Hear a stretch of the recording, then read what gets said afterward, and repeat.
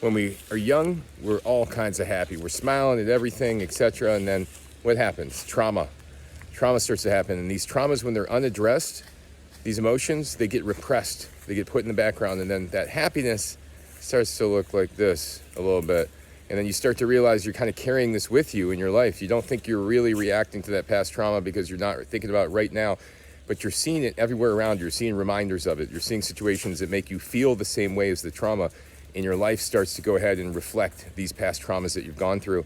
And this is what I experienced myself. You know, I had severe trauma in my life, and then from there on, the things that ended up, that I ended up going through my life often felt just like the trauma. They made me feel alone. They made me feel like I had to deal with everything on my own. The situations I created in my life reflected my trauma because I was not willing to address it.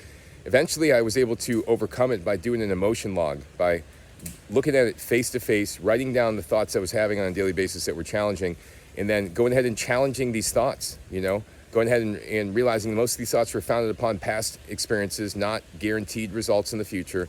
These thoughts were not, they were not truthful. They were based on fears. They were based on things that weren't guaranteed to happen. And I started to deconstruct these thoughts and realize all these thoughts were making me feel the same way. Making me feel like, I was alone doing this all on my own. I felt like, I didn't understand, etc. But at the end of the day, I realized that this was because of past trauma that made me feel alone, that made me feel like I didn't understand, that these things were just still reverberating throughout my life. And unless I was willing to address the past trauma and drop it, then I'd always be in a state where I was dealing with chronic unresolved emotions and kind of not happy all the way in life, kind of living life at 80% happy and wondering why I'm not feeling totally fulfilled. It's because I didn't address the subconscious stuff in the background that was there, planted from years ago in traumatic experiences I never addressed.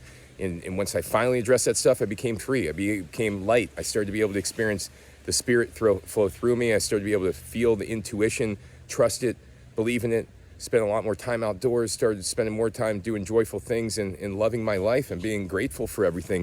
It wasn't so much I was caught in my old story about how things were anymore. So this is what I realized, guys. Hopefully it helps you. Thanks for watching, everybody. Go to my website, endsickness.org. I got hundreds of articles and videos on there. Thanks for watching.